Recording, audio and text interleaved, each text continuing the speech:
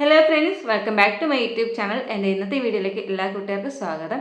ആദ്യമേ ഞാനൊരു കാര്യം പറയാം. ഈ ഒരു ചാനൽ എൻ്റെ ഒരു ചെറിയൊരു ചാനലാണ്. ഈ ഇടയ്ക്ക് ഞാനിപ്പോൾ തുടങ്ങിയിട്ടേ ഉള്ളൂ. നിങ്ങളുടെ സപ്പോർട്ട് ഉണ്ടെങ്കിൽ മാത്രമേ ഇത് മുന്നോട്ട് പോവുകയുള്ളൂ. അതുകൊണ്ട് തന്നെ എൻ്റെ ഈ ഒരു വീഡിയോ നിങ്ങളൊന്ന് ലൈക്ക് ചെയ്യുക. നിങ്ങളുടെ അഭിപ്രായം എന്താണോ അത് ജസ്റ്റ് ഒന്ന് കമൻറ്റ് ചെയ്യുക. കൂടാതെ എൻ്റെ ഒരു വീഡിയോസ് നിങ്ങൾക്ക് ഇഷ്ടപ്പെടുകയാണെങ്കിൽ ഇനിയും കാണാൻ ആഗ്രഹമുണ്ടെങ്കിലും എൻ്റെ ഒരു ചാനൽ ഒന്ന് സബ്സ്ക്രൈബ് ചെയ്തൊന്ന് സപ്പോർട്ട് ചെയ്യുക.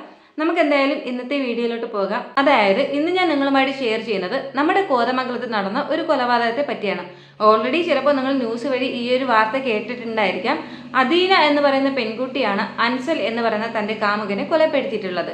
ആരും ഇല്ലാതിരുന്ന സമയത്ത് വീട്ടിൽ വിളിച്ചു വരുത്തുകയും എല്ലാ CCTVയും ഓഫ് ചെയ്തതിനു ശേഷം ഇദ്ദേഹത്തിന് വിഷം നൽകി. വിഷമെന്ന് പറയുമ്പോൾ കീടനാശിനിയാണ് നൽകിയിട്ടുള്ളത്. നമുക്കിതിന് മുന്നേ നമ്മുടെ ഒരു ഷാരോൺ ഗ്രീഷ്മ വധക്കേസ് വന്നിട്ടുണ്ടായിരുന്നു. അതിൽ എങ്ങനെയാണോ ഗ്രീഷ്മ ഷാരോണിനെ കൊന്നത് അതേ സെയിം രീതിയിലാണ് ഇവിടെ അദീന എന്ന് പറയുന്ന പെൺകുട്ടി നമ്മുടെ അൻസൽ എന്ന് പറയുന്ന സഹോദരനെയും കൊന്നിട്ടുള്ളത്. ഈ ഒരു കൊലപാതകത്തിൽ അത് ഈ ഒരു വിഷം കൊടുത്തതിന് ശേഷം അൻസൽ എന്ന് പറയുന്ന വ്യക്തിയുടെ ശ്വാസകോശം മൊത്തത്തിൽ പൊള്ളലേൽക്കുകയും ആന്തര അവയവങ്ങളെല്ലാം തന്നെ നശിക്കുകയും ചെയ്തിട്ടുണ്ട്. ഹോസ്പിറ്റലിൽ വെച്ചിട്ടാണ് ഈ ഒരു അൻസൽ എന്ന് പറയുന്ന വ്യക്തി മരണത്തിന് കീഴടങ്ങിയത്. അപ്പോൾ ഇനി എന്താണ് ഇവർ തമ്മിലുള്ള ഇഷ്യൂ എന്നുള്ള കാര്യം ഞാനൊന്ന് വ്യക്തമാക്കി തരാം. രണ്ടുപേരും പ്രണയത്തിലായിരുന്നു. അദീന നമ്മുടെ സ്റ്റേഷനിൽ കൊടുത്തുള്ള മൊഴി പ്രകാരം ഇവർ തമ്മിൽ ഓൾറെഡി ചെറിയ സാമ്പത്തിക ഇടപാടും കാര്യങ്ങളൊക്കെ ഉണ്ടായിരുന്നു. അപ്പോൾ അതിൽ ചെറിയൊരു അങ്ങോട്ടും ഇങ്ങോട്ടും സംസാര വിഷയമൊക്കെ ആയി. അതുകൊണ്ട് ഓൾറെഡി ഈ പറയുന്ന അദീന എന്ന് പറയുന്ന പെൺകുട്ടി അൻസൽ എന്ന് പറയുന്ന യുവാവിനെതിരെ ഒരു കേസ് കൊടുത്തിട്ടുണ്ടായിരുന്നു സ്റ്റേഷനിൽ.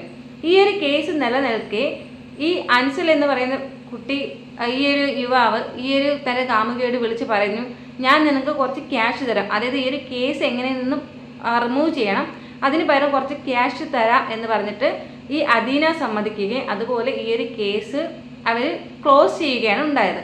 അപ്പോൾ ഇതിനെ തുടർന്ന് പക്ഷേ ഈ കൊടുക്കാം എന്ന് പറഞ്ഞ് ക്യാഷ് ഈ അൻസൽ കൊടുത്തിട്ടില്ലായിരുന്നു. അതുകൊണ്ടാണ് ഈ ഒരു ക്യാഷിനെ പറ്റി വീണ്ടും അങ്ങോട്ടും ഇങ്ങോട്ടും സംസാര വിഷയമായി. അതുകൊണ്ടാണ് ഇത് ഒരു കൊലയിലോട്ട് പോയി എന്നതാണ് നമ്മുടെ അദീന ഇപ്പോൾ സ്റ്റേഷനിൽ മൊഴി കൊടുത്തിട്ടുള്ളത്.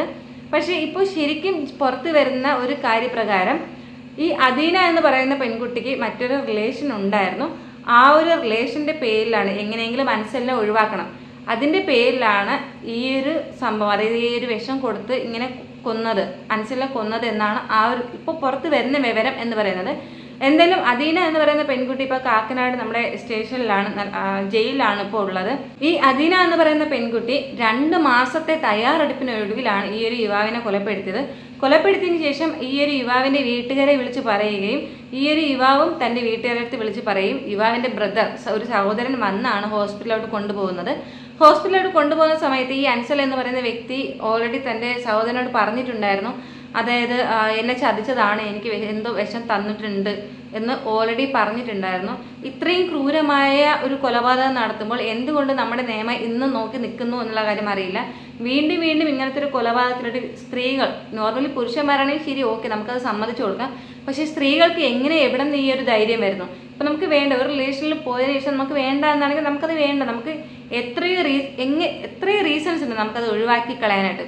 പക്ഷേ അതൊരു കൊലപാതകത്തിലോട്ട് പോകുന്നത് എനിക്ക് തോന്നുന്നത് നമ്മുടെ നിയമം തന്നെയാണ് ഉറപ്പായിട്ടും. കാരണം നമ്മൾ കേരളം ഒന്നാകെ നമ്മൾ ചർച്ചാ വിഷയമാക്കിയ, അല്ലെങ്കിൽ ഒന്നാകെ നമ്മൾ വേദനിച്ചൊരു വിഷയമാണ് നമ്മുടെ ഗ്രീഷ്മ ഷാരോൺ വധക്കേസ് എന്ന് പറയുന്നത്. അതിന് നമ്മുടെ നെയ്യാറ്റിൻകര കോടതി ഗ്രീഷ്മയ്ക്ക് വധശിക്ഷ വിധിച്ചുവെങ്കിലും ആ ഒരു വധശിക്ഷ വീണ്ടും അത് സ്റ്റേ ചെയ്തിരിക്കുകയാണ്. ഇപ്പോൾ ആ ഒരു കുട്ടി ജയിലിൽ തന്നെയാണ്. അത് ജീവപര്യന്തം ആക്കാനുള്ള ചാൻസ് അത് ഓൾറെഡി ആയി എന്നാണ് എനിക്ക് തോന്നുന്നത്. അപ്പോൾ ഇങ്ങനത്തെ ഒരു നിയമമാണ് നമുക്ക് നിലവിലുള്ളത്. ഈ ഒരു നിയമം നിലവിലുള്ളപ്പോൾ ഈ പറഞ്ഞ കൊലപാതകങ്ങളും കാര്യങ്ങളെല്ലാം ഉയർന്നു വരിക തന്നെ ചെയ്യും. കാരണം ഈ പറയുന്ന ഒരു വ്യക്തി, ഞാനിപ്പോൾ പുറത്തു നിന്നൊരു കൊല ചെയ്യാൻ തീരുമാനിക്കുകയാണെങ്കിൽ എനിക്കറിയാം ഞാനിവിടെ കൊല ചെയ്താലും എന്നെ എന്തായാലും ഒരു വധശിക്ഷയ്ക്കോ അല്ലെങ്കിൽ മറ്റോ ഒന്നും കിട്ടുന്നില്ല. എന്തായാലും ഞാനും ജയിലിൽ പോയി കിടന്ന് അവിടെയും പ്രത്യേകിച്ച് കാര്യങ്ങളൊന്നുമില്ല, എന്തെങ്കിലും അല്ലറ ചില്ലറ ജോലികൾ ചെയ്യുക, കൂടാതെ ഫുഡ് കഴിക്കുക, കടന്നുറങ്ങുക. ഇത് തന്നെയാണ് അവിടെ. അവർ വീട്ടിൽ എങ്ങനെയാണ് അത് തന്നെയാണ് അവിടെയും അവർക്കുള്ളത്. കൂടാതെ ഇപ്പോൾ നല്ല അടിപൊളി ഫുഡ് കാര്യങ്ങളെല്ലാം കിട്ടുന്നുണ്ട്. അതുകൊണ്ട് തന്നെ അവർ പേടിക്കേണ്ട ആവശ്യമില്ല. ആദ്യം മാറേണ്ടത് നമ്മുടെ നിയമമാണ്.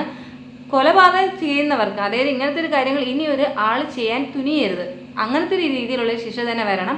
ഈ ഒരു കേസ് എത്രത്തോളം പോകുമെന്ന് എനിക്കറിയില്ല. കാരണം ഈ ഒരു കേസ് ഇപ്പോൾ റണ്ണാകുന്ന സമയത്താണ് നമ്മുടെ ബിഗ് ബോസ് കാര്യങ്ങൾ, കൂടാതെ നമ്മുടെ മറ്റു പല ന്യൂസും വരുന്നത്. അതുകൊണ്ട് തന്നെ ഈ ഒരു ന്യൂസിന് അധികം വാല്യൂ ഉണ്ടാകില്ല. ഇത് ഒരു 2-3 ദിവസം കഴിയുമ്പോൾ ഓട്ടോമാറ്റിക്കലി ഇത് നമ്മുടെ എല്ലാവരുടെയും മനസ്സിൽ നിന്ന് അത് തണുത്തു പോകും. അതെനിക്ക് ഓൾറെഡി അറിയാം. എങ്കിലും ഞാൻ എൻ്റെ ഒരു അഭിപ്രായം പറഞ്ഞു എന്ന് മാത്രമേ ഉള്ളൂ. ഈ ഒരു കാര്യത്തിൽ നിങ്ങളുടെ അഭിപ്രായം എന്താണോ അത് ഈ ഒരു വീഡിയോയ്ക്ക് താഴെ ഒന്ന് കമൻറ്റ് ചെയ്യുക. ഞാൻ ആദ്യമേ പറഞ്ഞതുപോലെ എൻ്റെ ഈ ഒരു വീഡിയോയ്ക്ക് ഒന്ന് ലൈക്ക് ചെയ്യുക, കമൻറ്റ് ചെയ്യുക, കൂടാതെ സബ്സ്ക്രൈബ് ചെയ്യുക. മറ്റൊരു വീഡിയോയിൽ വീണ്ടും കാണാം. അതുവരെ ബൈ ബൈ.